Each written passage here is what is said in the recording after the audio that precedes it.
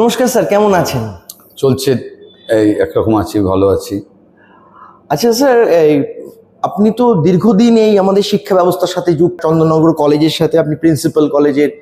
তো শিক্ষা ব্যবস্থায় পশ্চিমবঙ্গে বেশ কিছু অভিযোগ এসছে এবং সেটা টেট হোক, এসএসসি হোক, প্রচুর ছেলে মেয়ে রাস্তায় দীর্ঘদিন তারা এই রোদ ঝড় জল উপেক্ষা করে তারা গান্ধী মূর্তির তলায়, কখনো মাতঙ্গিনী হাজরা মূর্তির তলায় অনশনে রয়েছে, ধর্নায় রয়েছে।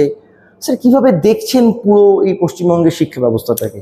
না, এই প্রশ্নটা এবং এই চিত্রটা যেটা তুমি করলে, এটা দুর্ভাগ্যজনকভাবে রাজ্যের মানুষ বেশ কিছু সময় ধরে, প্রায় এক দশক সময়কাল ধরে দেখছে। এবং এই প্রশ্নের উত্তর করতে গেলে একেবারেই প্রশ্নের উত্তরের বাধ্যবাধকতা থেকে একটু তুল্যমূল্য কথা বলতে হচ্ছে। যে স্কুল সার্ভিস কমিশনকে কেন্দ্র করে আজকের এই দুর্ভাগ্যজনক চিত্র আমাদের রাজ্যে উঠে এসছে, এবং তার জন্য একদিকে শিক্ষিত যুব সমাজ আন্দোলনের রাস্তা বেছে নিয়ে সাফার করছে, আবার যারা শিক্ষকতার চাকরি করছেন তারাও তাদের চাকরিটা বৈধ কি বৈধ নয় এই জায়গায় দাঁড়িয়ে একটা দোলাচলের মধ্যে রয়েছে, এবং তাদের ক্লাসরুমে ছাত্র তাদেরকে কিভাবে বুঝছেন সেই জায়গাগুলো কিন্তু শিক্ষা ব্যবস্থার ক্ষেত্রে বাঞ্ছনীয় নয়। কিন্তু এই সমস্ত বিষয়টা যে নির্দিষ্ট নিয়োগ প্রক্রিয়া স্কুল সার্ভিস কমিশনকে কেন্দ্র করে হচ্ছে, আমি স্মরণ করাচ্ছি যে 97 সালে অ্যাক্ট পাশ করে সেই সময় সরকারের দায়িত্বে যারা ছিলেন, যে রাজনৈতিক দল ছিলেন, তারা কিন্তু এই প্রতিষ্ঠানটা চালু করেছিলেন যে উপযুক্ত মান মর্যাদা বজায় রেখে শিক্ষক নিয়োগ হবে। এটা শুধু থিওরিটিক্যাল কথা ছিল না।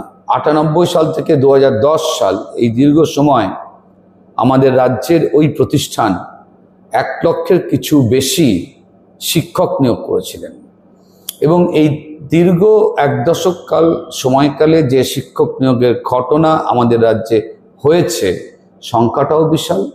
গড়ে প্রতি বছর 9 থেকে 10,000 মতন শিক্ষক নিয়োগ হতো। আমাদের রাজ্যে কিন্তু কখনো সেই বিষয়কে কেন্দ্র করে রাস্তায় আন্দোলন হতে দেখিনি যে আমরা যোগ্য কিন্তু আমরা চাকরি পাচ্ছি না, অযোগ্যরা পাচ্ছে। আমরা সেই সময়কালে কিন্তু দীর্ঘ সময়কাল, সে সময়কালে কিন্তু আমরা হাইকোর্টে, সুপ্রিম কোর্টে রাজ্য সরকার মামলা করছে, যারা যোগ্য নয় বলে চাকরি পেয়েছে কোর্ট বলছেন তাদেরকে চাকরিতে রেখে দেওয়ার জন্য। আমরা এই চিত্র দেখিনি।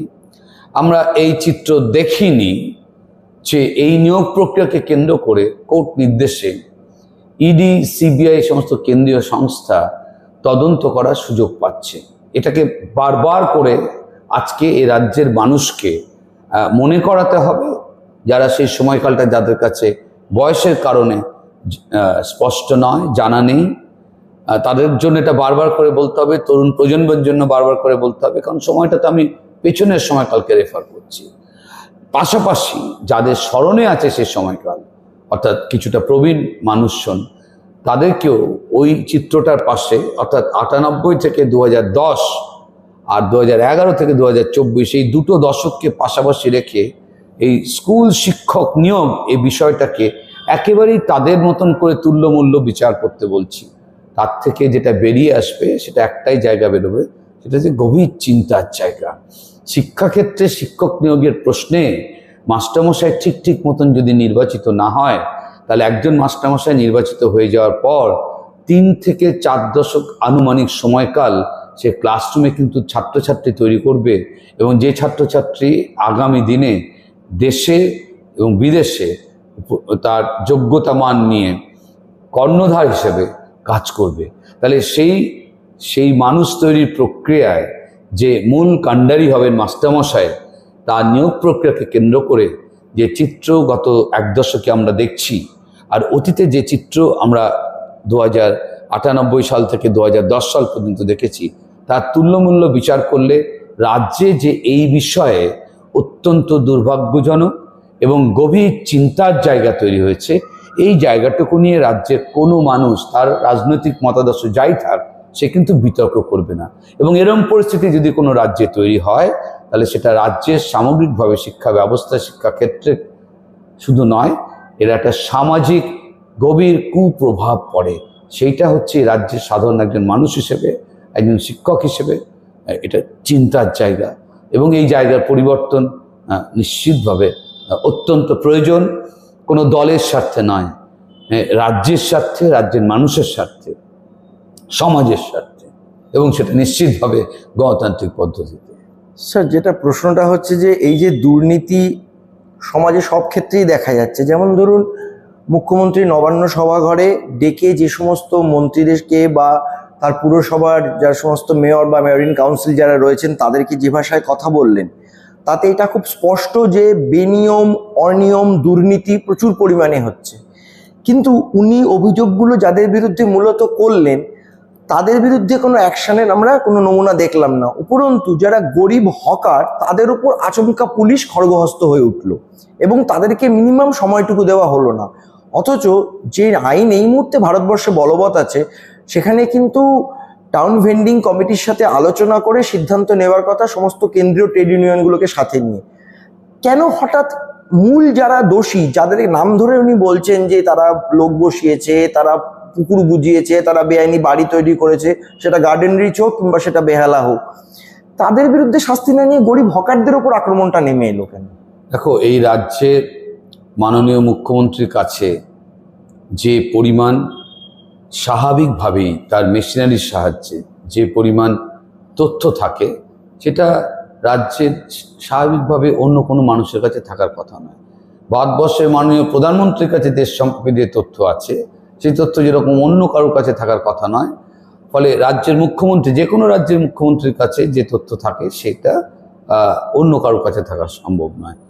উনি যখন কোনো কথা বলছেন তখন সে কথার সত্যতা নিয়ে কেউ কখনো বিতর্ক করবে না, এটাই স্বাভাবিক। এবং উনি গভীর চিন্তার সাথে এবং ক্ষোভের সাথে, আমরাও বিভিন্ন ইলেকট্রনিক মিডিয়া চ্যানেলে আমরা দেখেছি তার কিছু কিছু অংশ, খবরের কাগজে আমরা পড়েছি, তাতে বোঝা যাচ্ছে যে ওনার তো কাছে খবর আছে যে ঠিক নয় এমন বহু কাজ হচ্ছে। উনি প্রশাসনকে এবং হয়তো তার সহকর্মীদেরকে, নেতৃত্বে যারা রয়েছেন তাদেরকে বারবার বার্তা দিচ্ছেন।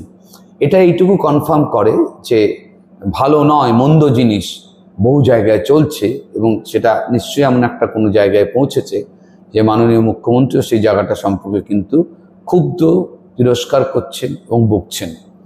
আমরা নিশ্চয়ই রাজ্যের সাধারণ মানুষ হিসেবে এইটুকু আশা রাখবো যে রাজ্যের মানুষের নির্বাচনী প্রক্রিয়া অংশগ্রহণের মাধ্যমে যে ভোট মানুষ দিয়ে একটা দলকে সরকার পরিচালনা করবার দায়িত্বে পাঠায়, সেই পর্যায়ে যখন নজরে এ সমস্ত এসে পড়েছে, তখন নিশ্চয়ই আমরা আশা করব যে আগামী সময়ে এই যে অভিযোগগুলো উঠছে, এই যে বিষয়গুলোতে উনি ক্ষোভ প্রকাশ করছেন, যাদের জন্য এই ক্ষোভটা তৈরি হচ্ছে, যে সংস্কৃতি বা কর্মকাণ্ডের জন্য রাজ্যে এই ধরনের অভিযোগ স্বাভাবিকভাবে উঠছে, দুর্ভাগ্যজনকভাবে উঠছে, সেই বিষয়গুলো বন্ধ হবে।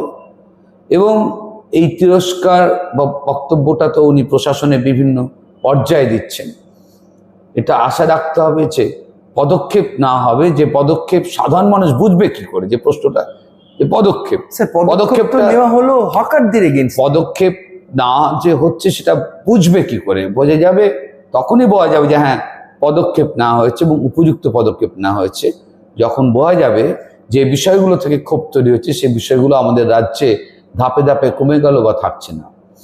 এর সাথে যে প্রশ্নটা চলে আসছে হকারদের ব্যাপার, হকার উচ্ছেদের ব্যাপার, একটা কথা কিন্তু এই ব্যাপারে পরিষ্কার মনে রাখতে হবে যে সরকার পক্ষে থাকলে একরকম কথা বলবো আর বিরোধী পক্ষে গেলে আরেক রকম কথা বলবো, এটাকে বলে সস্তার রাজনীতি। আমি ব্যক্তিগতভাবে এই কথা প্রশ্নের উত্তরে যখন বলবো, তখন আমার যেহেতু কোনো দায় বা দায়িত্ব নেই কোনো সস্তার রাজনীতি করে কোনো রাজনৈতিক অবস্থান নিয়ে কথা বলার, ফলে আমি এই হকার এবং হকার উচ্ছেদ এই বিষয়টাকে কেন্দ্র করে একেবারেই আমার ব্যক্তিগত মত এখানে রাখছি। পশ্চিমবঙ্গের একজন সাধারণ মানুষ হিসেবে আমার অভিজ্ঞতার মধ্যে আছে, যখন বামফ্রন্ট সরকার ছিল তখন অপারেশন সানশাইন বলে একটা ঘটনা ঘটেছিল। কেন ঘটেছিল? এক, তখন যারা যে দল সরকার পরিচালনা করতেন তাদের সিদ্ধান্ত, তাদের সরকারি সিদ্ধান্ত অনুসারে এই অ্যাকশনটা তারা কেন নিতে বাধ্য হয়েছিলেন? তখন যারা বিরোধিতা করত, এখন তারা অনেকেই সরকারের দায়িত্বে আছেন, প্রধানত বিরোধী দল হিসেবে তখন ছিলেন যারা তার শাসনের ক্ষমতার দায়িত্বে আছেন। তাহলে তখন তারা কি কথা বলতেন, এখন সরকারে চলে যাওয়ার জন্য তারা কি কথা বলছেন, আর যারা সরকারে তখন ছিলেন তারা বর্তমানে কি কথা বলছেন, এই সব জিনিসগুলোর মধ্যে কোনো কন্ট্রাডিকশন আছে কিনা এটাও কিন্তু বোঝবার জায়গা রয়েছে। অর্থাৎ আমি টেবিলের এপারে থাকলে একই বিষয়তে যা কথা বলি, টেবিলের ওপারে চলে গেলে আরেক কথা বলি, কারণ ওই বিষয়টাকে কেন্দ্র করে আমি কোথাও হয়তো একটু রাজনৈতিক ডিভিডেন্ড পাওয়ার চেষ্টা করছি কিনা। আমি একটা কথা খুব পরিষ্কার এখানে বলতে হবে, কোনো চিপ পলিটিক্স করলে চলবে না। আমি যদি এভাবে বলি যে রাস্তাটা হাঁটবার জন্য তৈরি হয়েছে, আমি যদি বলি এটা আমার কথা নয়, সারা পৃথিবীতে ফুটপাত কেন তৈরি হয়, ফুটপাতের প্রয়োজনীয়তা রয়েছে তাই ফুটপাত তৈরি হয়। সারা পৃথিবীতে বিদ্যুৎ যোগান দেওয়া হবে, একদল মানে একটা সিস্টেম বিদ্যুৎ তৈরি করবে আর একটা সিস্টেম বিদ্যুৎ ভোগ করবে, বিনিময় মূল্য দেবে। কিন্তু সেই বিদ্যুৎটা যদি মাঝ রাস্তায় আইন সিদ্ধ নয় এমন পথে নিয়ে না হয়, তারপর সেই লাইনটা যদি কাটতে গেলে সেখানে কোনো আন্দোলন হয়, সেই আন্দোলনকে সমর্থন করা যায় না। এখানে হকার ইস্যুটা খুব সেন্সিটিভ ইস্যু। এখানে প্রথম অপরাধ রাষ্ট্রের জায়গা থেকে হয়, সেটা হচ্ছে এই যে যখন যে দল রাষ্ট্র ক্ষমতার দায়িত্বে থাকে তখন এক ধরনের অবৈধ ক্ষমতা সেই রাজনৈতিক দলের স্থানীয় নেতা নেত্রী বিভিন্ন পর্যায়ে তারা ভোগ করেন, এবং তারাই এক ধরনের বেআইনি লাইসেন্স দেয়া হয়, এবং সেখানে অভিযোগ থাকে স্থানীয় যে প্রশাসন, পুলিশ প্রশাসন সবসময়ের জন্য অভিযোগ থাকে। আমি জানি না, আমি এগুলো বলছি মানে আমার কাছে নির্দিষ্ট অভিযোগ আছে কথা বলছি না, কিন্তু সবসময়ের জন্য এই অভিযোগগুলো থাকে যে স্থানীয় প্রশাসন, রাজনৈতিক ব্যক্তিত্ব যারা ক্ষমতায় থাকে তাদের নেক্সাস এই অবৈধ লাইসেন্সগুলোকে অ্যালাউ করে। এইবার গরিব মানুষ বা তার ফর্মাল সেক্টর, তার কোনো চাকরি নেই, সে যদি মনে করে ভাই এই পয়সাটুকু দিয়ে আমি এবার এখানে থাকতে শুরু করি, এবার থাকতে থাকতে তার কোথাও একটা অধিকার তৈরি হয়ে যায়, সেটা যায় বেআইনি পদ্ধতিতে।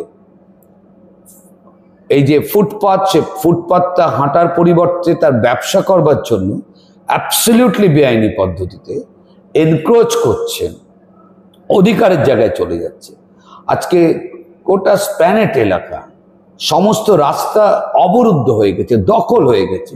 ফুটপাত বলে যে ওখানে কোনো জিনিস আছে কখনো মনে হয় না, মানে ফুটপাতে একটা লোক হেঁটে যেতে পারে না। গোটা নিউ মার্কেট এলাকা বা খিদিরপুরের বিস্তীর্ণ অঞ্চল, গড়িয়াহাট, কোথায় নয়, সম্পূর্ণভাবে বেআইনি পদ্ধতিতে দখল হয়ে গেছে। এবং এই দখল বেআইনি পদ্ধতির মাধ্যমে যদি কোনো কৃত্রিম আবেগকে সামনে নিয়ে কেউ বলে যে তাহলে এর মাধ্যমে জীবন জীবিকা এবং মানুষের বাঁচার ব্যবস্থা তৈরি হবে, সেটা সাময়িকভাবে সস্তার রাজনীতি করা হচ্ছে।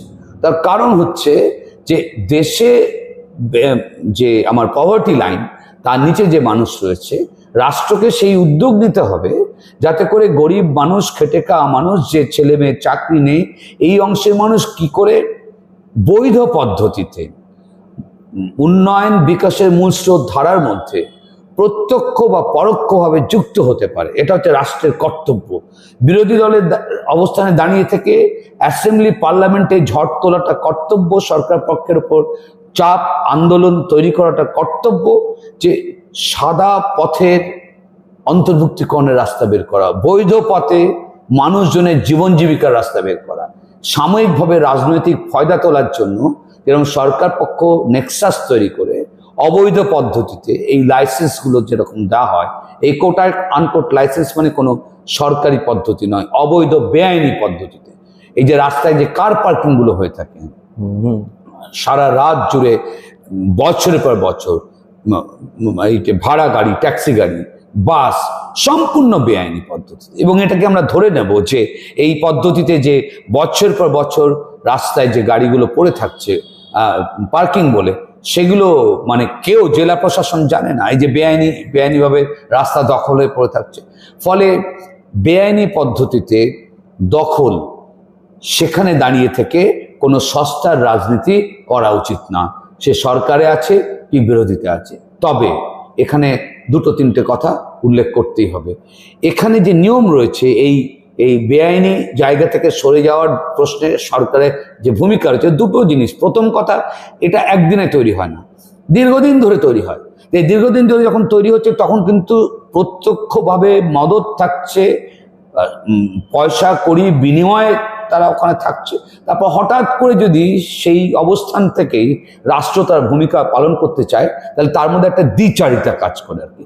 অর্থাৎ একটা পলিটিক্যাল ফোর্স সে নিজে মানে অবৈধ কাজকে এন্ডোর্স করছে, নেক্সাস তৈরি করে এন্ডোর্স করছে, পয়সার বিনিময়ে এন্ডোর্স তৈরি করছে, ওখান থেকে আয় করছে, বেআইনি পদ্ধতিতে আয় করছে, আবার সেই রাষ্ট্রের মুখোশ করে এই বেআইনি কাজকে নির্মূল করার চেষ্টা করছে। এই দ্বিচারিতা, এটা অপরাধ।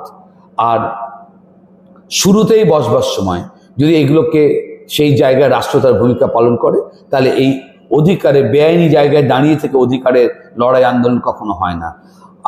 এখানে আরেকটা জিনিস অত্যন্ত গুরুত্বপূর্ণ, যে যখন এই টাসলটা হচ্ছে, এখানে কিন্তু যখন বেআইনি কাজ করেইছেন আর কি, দলই করেছেন, প্রশাসন নেক্সাসে থেকে করেছে, তখন ওই বিস্তীর্ণ এলাকায় যারা প্রতিনিধি আছে, যেখানে যেরকম ফর্ম, তাদের সাথে আলোচনায় বসা উচিত।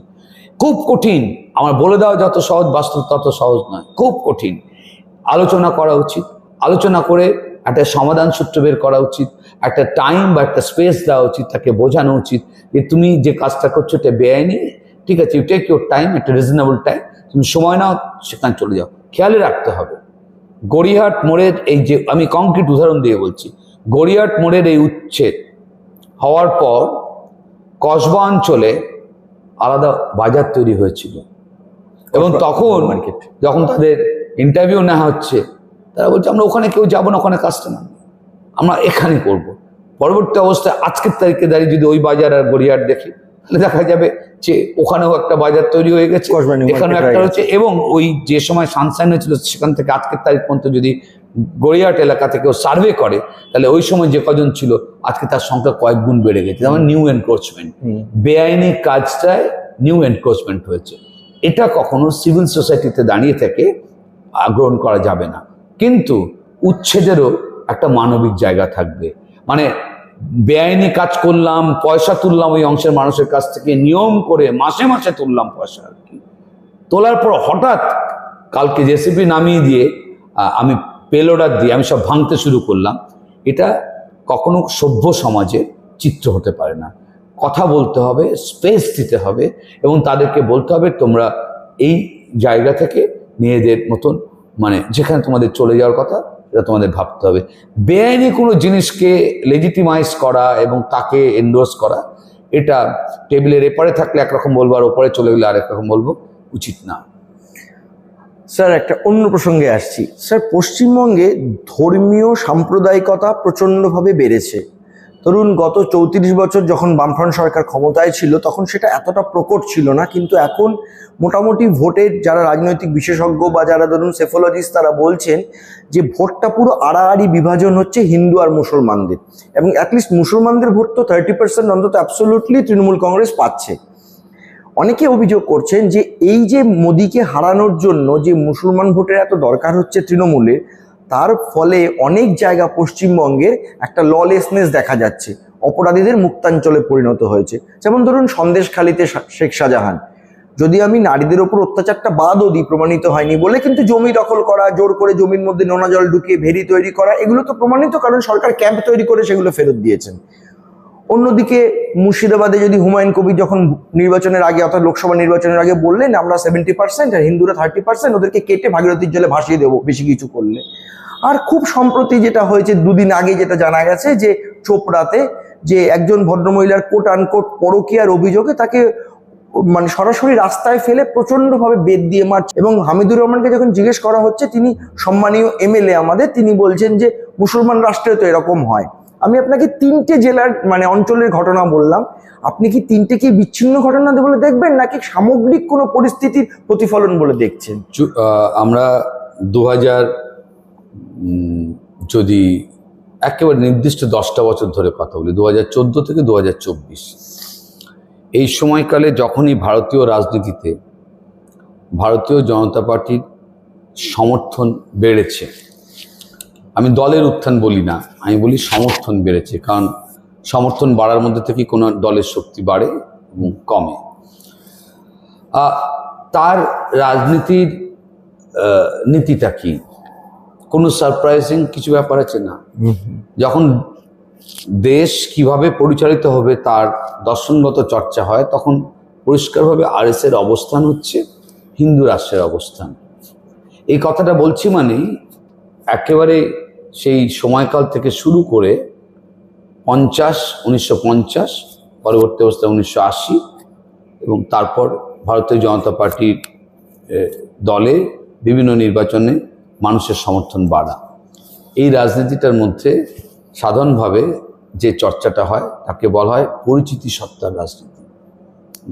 সরাসরি বামপন্থীদের যে রাজনৈতিক ধারা তার সাথে এই জায়গায় মূল ফারাক।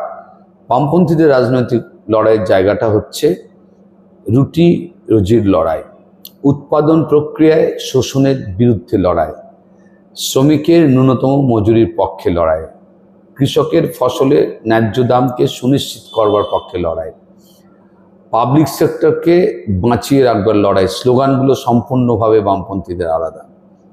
শিক্ষাক্ষেত্রে স্বচ্ছতার সাথে শিক্ষা ব্যবস্থা চালানো এবং যতটা সম্ভব শিক্ষাক্ষেত্রে তাকে একেবারেই স্কুল শিক্ষার ক্ষেত্রে তো প্রধানত কোনো ছেলে মেয়েকে যাতে ফিজ না দিতে হয়, দিয়ে পড়াশোনাটাকে নিশ্চিত করা যায়, লড়াইটা সেইখানে। শিক্ষা যেন কখনো পাবলিক কমোডিটি না হয়, লড়াইটা সেখানে। এগুলো তো বামপন্থীদের স্লোগান, লড়াইয়ের প্রশ্ন। কারোর পছন্দ হতে পারে, কারোর অপছন্দ হতে পারে, কিন্তু ভারতীয় জনতা পার্টি ব্যাকড বাই আরএসএস, তার মূল জায়গাটা হচ্ছে যে সরাসরিভাবে পরিচিতির সত্তাকে সামনে রেখে রাজনীতি করা হবে। 14 থেকে 24 শুধু আমাদের রাজ্যে না, সারা দেশে রাজনীতির মূল স্রোত, রাজনীতির যে ন্যারেটিভ, সেখানে ডমিনেট করছে বা ডমিনেট করানোর তীব্র চেষ্টা কাজ করছে এই পরিচিতি সত্তাটা। সেটা বিভিন্ন জায়গায় বিভিন্ন রকম। কখনো সেটা হিন্দু মুসলমান, কখনো সেটা কিন্তু শুধু হিন্দু মুসলমান নয়, কারণ ভারতবর্ষের যে ডেমোগ্রাফিক কম্পোজিশন, হিন্দু মুসলমান এইটাকে শুধু ধরে রেখে যদি সমস্ত রাজ্যে নির্বাচন করা হয় একরকমভাবে, এই অসুস্থ রাজনীতির ফসল উঠে আসবে না। কোথাও গিয়ে আমাকে অন্য জায়গায় চলে যেতে হবে, জাতপাতে চলে যেতে হবে। সবাই হিন্দু, সেখানে মুসলমান নেই, ফলে সেখানে আমাকে আলোচনাটা করতে হবে। কিন্তু এই যে ভারতবর্ষের হয়ে আসে 4টে বর্ণ রয়েছে, সেই বর্ণের বিচারে চলে গিয়ে আমাকে রাজনীতির চর্চাটাকে সে বর্ণের বিচার ঠিক করতে হবে। আমরা যেটা বিহারে দেখতে পাই, আমরা এটা উত্তরপ্রদেশে দেখতে পাই, মধ্যপ্রদেশে দেখতে পাই, দক্ষিণ ভারতও তার মতন করে রয়েছে। অর্থাৎ কাস্ট, রিলিজিয়ন, এই বিষয়গুলো যখন রাজনীতি চর্চার প্রধান উপাদান হয়ে বসে, তখন সেই রাজনীতি চর্চাটাকে বলা হয় হচ্ছে আইডেন্টিটি পলিটিক্স। এই আইডেন্টিটি পলিটিক্সের জায়গাকে তীব্র থেকে তীব্রতর ভারতবর্ষের রাজনীতিতে করা হচ্ছে, এবং তাতে স্বাভাবিকভাবেই ভারতবর্ষের যে কম্পোজিশন অফ পপুলেশন, সেখান থেকে কিন্তু এক ধরনের ওই ধর্মীয় মেরুকরণ তৈরি হচ্ছে, এবং সেই ধর্মীয় মেরুকরণ বিভিন্ন আসনে, অ্যাসেম্বলি, পার্লামেন্ট, এই সমস্ত বিভিন্ন আসনে প্রার্থীকে জিতিয়ে আনার জন্য সহায়ক রাজনৈতিক চর্চা হয়ে দাঁড়াচ্ছে। এইটা সারা দেশের বড় জায়গার রাজনীতির মৌলিক পরিবর্তন, এবং বামপন্থীদের এই লড়াইটা করবার ক্ষেত্রে খুব কঠিন একটা জায়গায় দাঁড়িয়ে লড়াই করছে।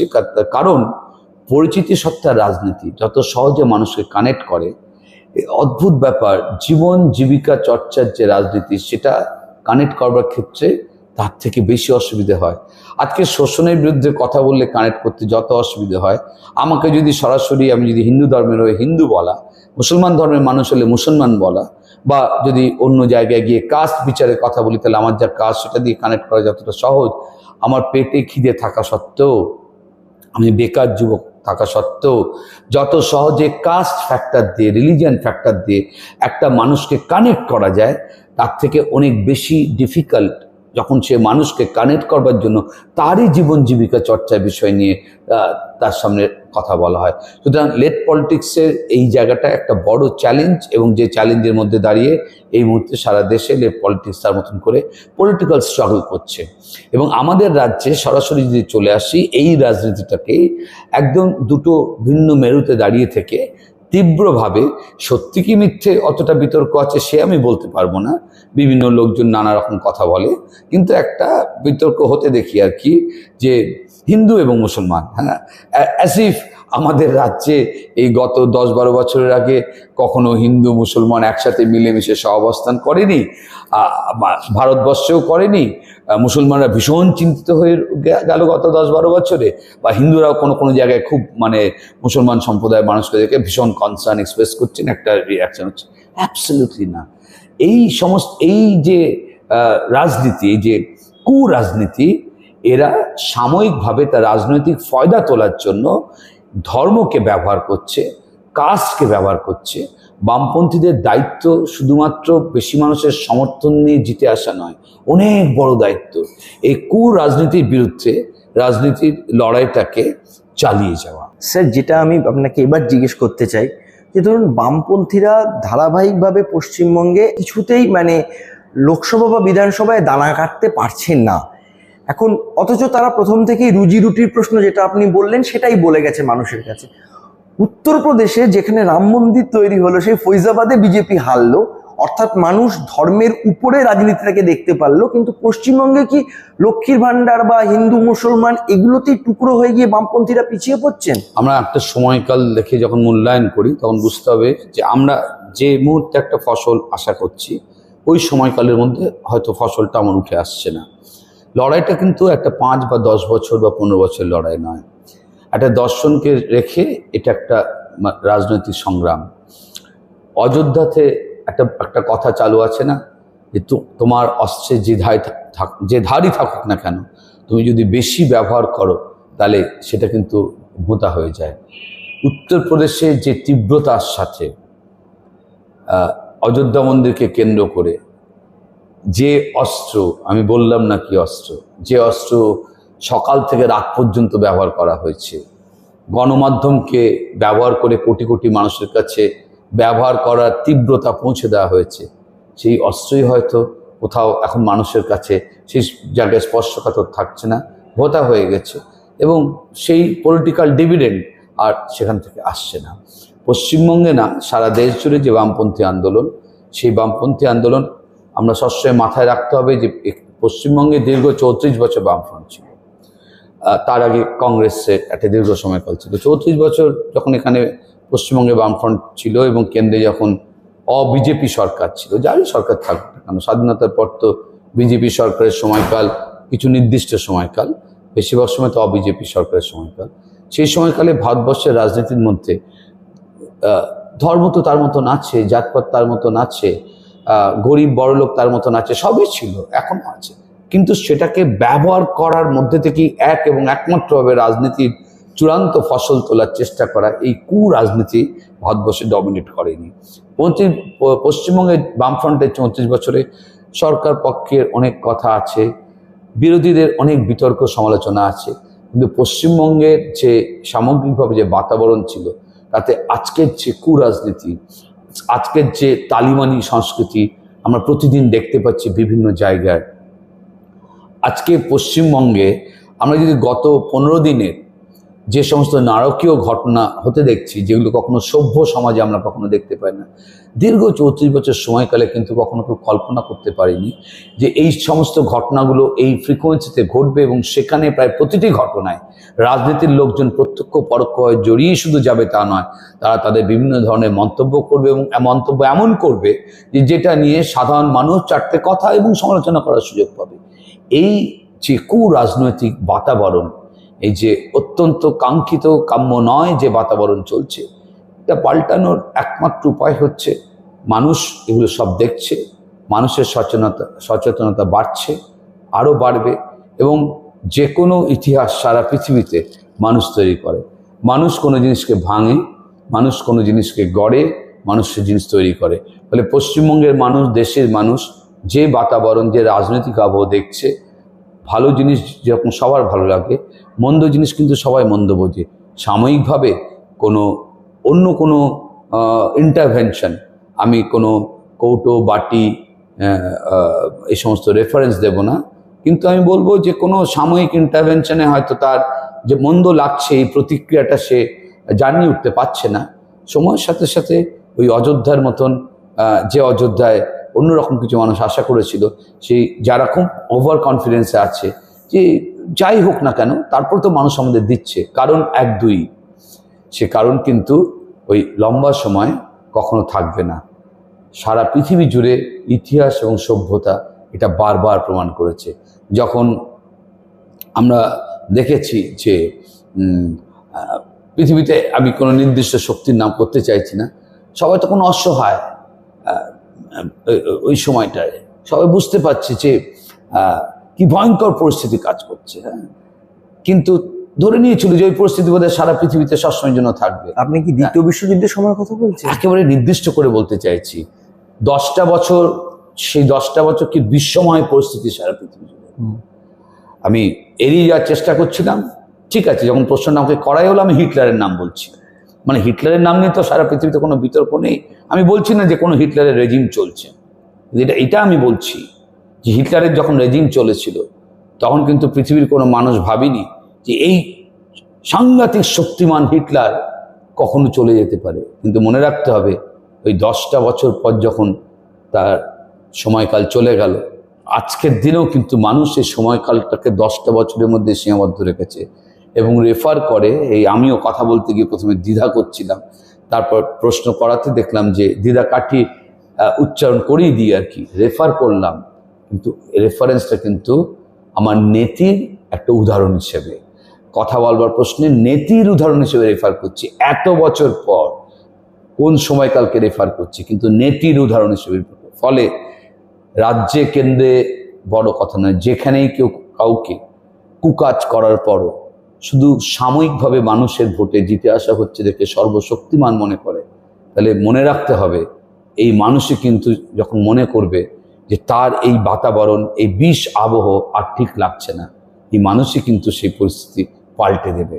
এটা সবসময়ের জন্য সারা পৃথিবীতে বারবার হয়েছে। হঠাৎ করে আমাদের রাজ্যে, আমাদের দেশে এটা হবে না, এটা ধরে নেওয়ার কোনো কারণ নেই। বামপন্থীদের কাজ অনেক বড় কাজ, তার মতাদর্শ আজ পর্যন্ত সারা পৃথিবীতে কেউ চ্যালেঞ্জ করতে পারেনি। মার্ক্সীয় যে শোষণ, তার বিরুদ্ধে আজ পর্যন্ত সারা পৃথিবীতে এমন কোনো প্রশ্ন ওঠেনি যে মার্ক্সীয় অর্থনীতি, মার্ক্সীয় দর্শনকে অবস্থানটাকে উত্তর করতে পারছে না। এটা চূড়ান্তভাবে সত্য এবং বিজ্ঞান। সারা পৃথিবীতে আজকের দিনে দাঁড়িয়ে থেকে শোষণের যে তীব্রতা একমাত্র মার্ক্সীয় অর্থনীতি ব্যাখ্যা করতে পারে। সুতরাং এই দর্শন এবং তার প্রয়োগ পদ্ধতি, তার জন্য পলিটিক্যাল পার্টি, তার রেজলিউশনস এবং তার কমিটমেন্ট এবং অ্যাক্টিভিটিস, এই রাজনৈতিক চর্চা আজ পর্যন্ত সারা পৃথিবীতে কখনো প্রশ্নের মুখে পড়েনি। মানুষ কখনো সমর্থনের জায়গা বাড়িয়েছে, মানুষের সমর্থন কখনো মানে রাষ্ট্র পরিচালনা করার প্রশ্নে মানুষের কখনো সমর্থন কমেছে। এসব কিছু চড়াই উত্তরের মধ্যে থেকে চলা, কিন্তু ওই দর্শনকে সামনে রেখে বামপন্থী চর্চা তীব্র থেকে তীব্রতর হবে।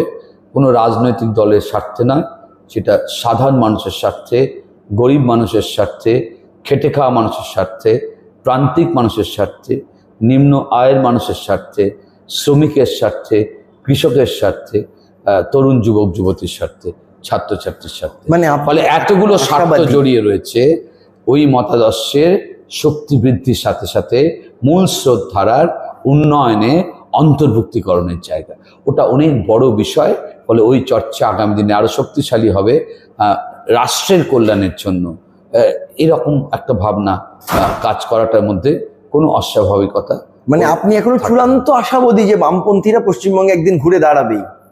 শুধু পশ্চিমবঙ্গ না, ভারতবর্ষ জুড়ে। কারণ এটা কোনো রাজনৈতিক দলের অবস্থান থেকে বলছি না, কিন্তু আবার বুঝতে হবে এই এতগুলো যে স্বার্থের কথা আমি বললাম, এই এতগুলো স্বার্থকে চরিতার্থ করবা পূরণ করার জন্য কিন্তু একমাত্র বামপন্থী অবস্থান এবং তার সুচারুরূপে তার প্রয়োগ পদ্ধতি রাষ্ট্র ব্যবস্থা পরিচালনা করবার সময় সেই মতাদর্শের প্রকট প্রভাব আমার কয়েকজন মানুষ কে বামপন্থী দলকে সমর্থন করে তার স্বার্থ থেকে নয়, আমি যাদের কথা বললাম এই প্রত্যেকটা অংশের মানুষের স্বার্থে বামপন্থী মতাদর্শ, তার প্রভাব, তার প্রয়োগ পদ্ধতি, মানুষের কল্যাণ, বিশেষ করে গরিব মানুষের কল্যাণ, নিম্ন আয়ের মানুষের কল্যাণ, একেবারে তাদের স্বার্থে এই শক্তির উত্থান অনিবার্যতা এবং তৈরি করবে সেই ইতিহাস মানুষ। অনেক ধন্যবাদ স্যার, নমস্কার।